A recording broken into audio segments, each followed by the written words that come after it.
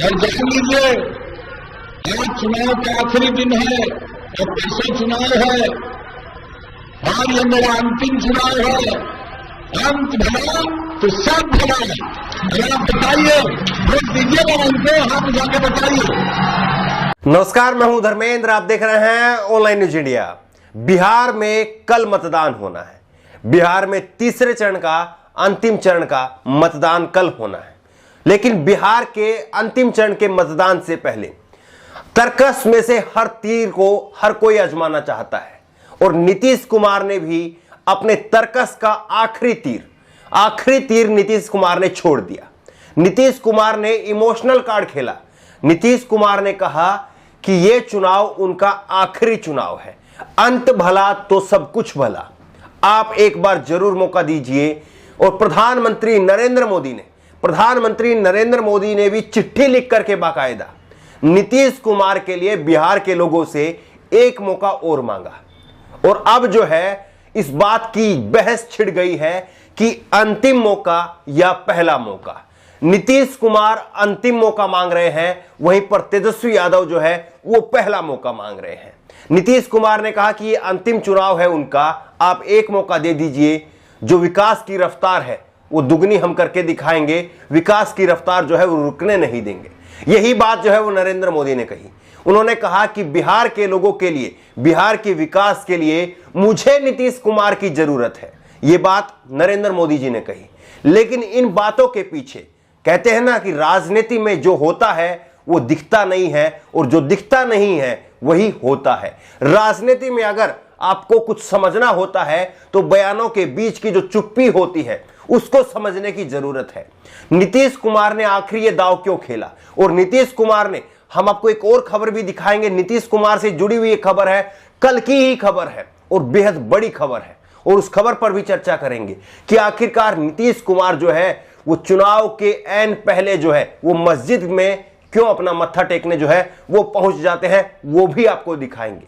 लेकिन आप समझिए, आप क्रोनोलॉजी को समझिए और शुरू से समझने की कोशिश कीजिए। प्रधानमंत्री नरेंद्र मोदी, बीजेपी ने पूरे चुनाव के दौरान जो है पूरी तस्वीर से नीतीश कुमार का जो नाम था वो गायब रखा। लेकिन यकाएक जो है वो प्रधानमंत्री चिट्ठी लिखते हैं। बिहार चुनाव के अंतिम मतदान से पहले प्रधानमंत्री जी चिट्ठी लिखते हैं और चिट्ठी लिख करके कहते हैं कि मुझे नीतीश कुमार की जरूरत है। यानी बीजेपी पहले यह समझ रही थी कि वो अकेले दम पर जो है, अकेले दम पर सरकार बनाएगी और जहां तहां कुछ जरूरत पड़ेगी वहां पर जो है वो चिराग पासवान को दोबारा से जो है वो शामिल करवा लेगी। और चिराग पासवान कितने दूर गए हैं ये आप सबको भी मालूम होगा।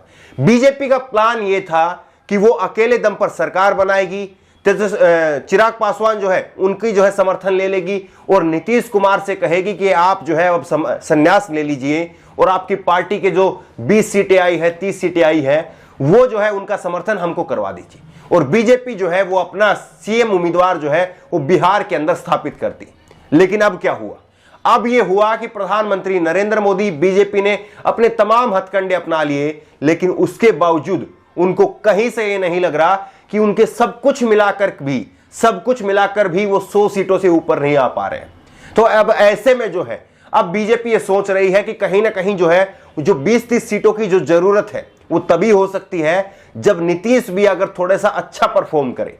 इसीलिए जो है वो नीतीश कुमार के कंधे जो है वो मजबूत करने की कोशिश जो है वो प्रधानमंत्री नरेंद्र मोदी ने की। इसीलिए उन्होंने कहा कि मुझे जो है वो नीतीश कुमार की जरूरत है। वो चाह रहे हैं कि कहीं से जो है वो नीतीश कुमार जो है वो 20-30 सीटें कुछ और निकाल ले ताकि उनकी सरकार बनाने में नीतीश कुमार जो है वो सहयोग कर सके। ये तो थी पहली क्रोनोलॉजी। और अब दूसरी क्रोनोलॉजी पर आप ध्यान डालिए। दूसरी क्रोनोलॉजी ये है कि योगी आदित्यनाथ बिहार में पहुंचते हैं। बिहार में पहुंच करके कहते हैं कि जितने भी घुसपैठिए हैं उनको हम बाहर भगा देंगे।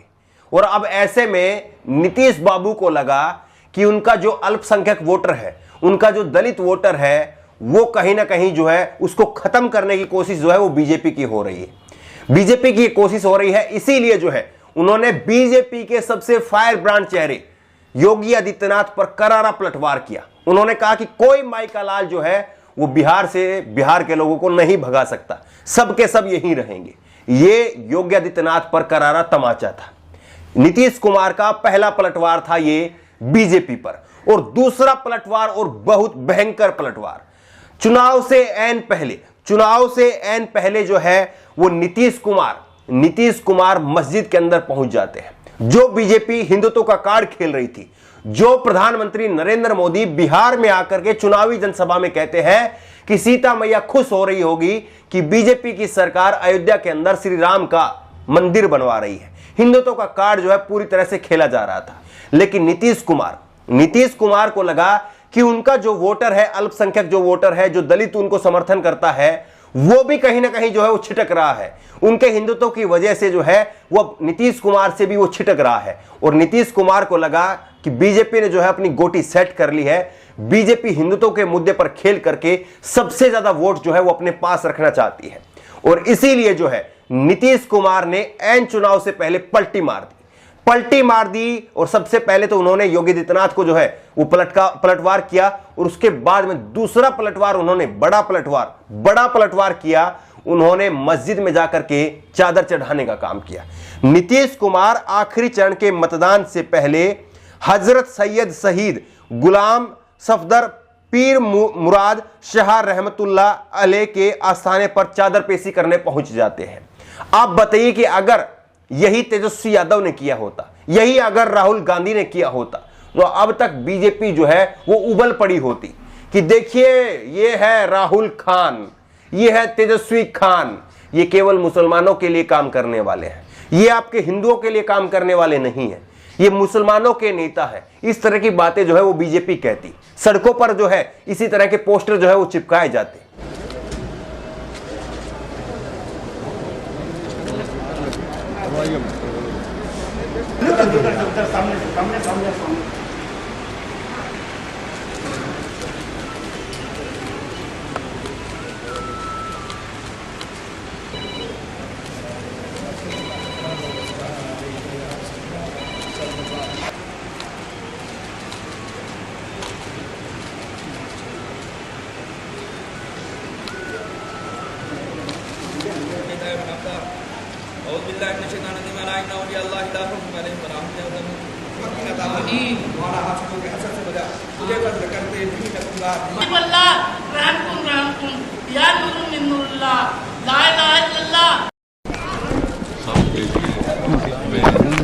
शांति के लिए, समाज में प्रेम भाईचारा रहे, इसी के लिए हम यहाँ आए हैं।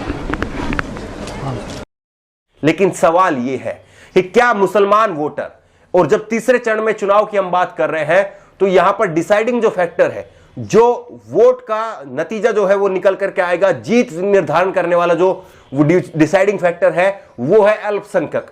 इन तीसरे चरण के ज्यादातर जो सीटें हैं, कई सीटें तो ऐसी हैं जिनमें 70% जो है 70% मुस्लिम मतदाता है, 70% जो है वो अल्पसंख्यक है। तो ऐसे में जो अल्पसंख्यक है, क्या वो नीतीश कुमार की तरफ जाएंगे? क्या फिर से नीतीश कुमार के ऊपर जो है वो भरोसा करेंगे, या आपको लग रहा है कि इस बार जो है तेजस्वी तय है और नीतीश की विदाई जो है वो हो चुकी है? सवाल सीधा सा है, एक तरफ अंतिम मौका मांगा जा रहा है और एक तरफ पहला मौका मांगा जा रहा है। बिहार की जनता किसको अंतिम मौका देती है और किसको पहला मौका देती है, यह तय करना तो बिहार की जनता का काम है। लेकिन एक बात को समझना बेहद जरूरी है, जिसको आप अंतिम मौका देते हैं, अंतिम मौका पाने वाला व्यक्ति जो है वो जवाबदेह नहीं होता है। वो अगर परिणाम नहीं आया तो हाथ जोड़ करके माफी मांग करके वहां से चलेगा, क्योंकि उससे वो कहेगा कि मैंने अंतिम मौका मांगा था और मैं माफी चाहता हूं, मुझसे नहीं हो पाया। लेकिन जिसको पहला मौका मिलता है वो जवाबदेह होता है, जिसको पहला मौका मिलता है वो शायद ज्यादा कोशिश करता है। और अब बिहार की जनता को तय करना है कि वो अंतिम मौका मांगने वाले का साथ देते हैं या पहला मौका मांगने वाले का साथ देते हैं। यह तय करना बिहार की जनता का काम है। आपको क्या लगता है, बिहार में अंतिम मौके की सरकार बननी चाहिए या पहले मौके की एक नई शुरुआत होनी चाहिए? आपकी राय क्या है, किसकी सरकार बनेगी बिहार में? नीचे कमेंट बॉक्स के जरिए अपनी राय जरूर दें। उसी तरह की तमाम खबरों के लिए, तमाम क्रोनोलॉजी को समझने के लिए ऑनलाइन न्यूज इंडिया को सब्सक्राइब करें। साथ में जो बेल आइकन बनी हुई है, जो घंटी बनी हुई है, उसको जरूर दबाएं ताकि जैसे कोई वीडियो हम अपलोड करें उसकी नोटिफिकेशन आपको तुरंत मिल सके। धन्यवाद। इस खबर को अभी लाइक करें, शेयर करें, अभी चैनल को सब्सक्राइब करें और घंटी जरूर दबाएं।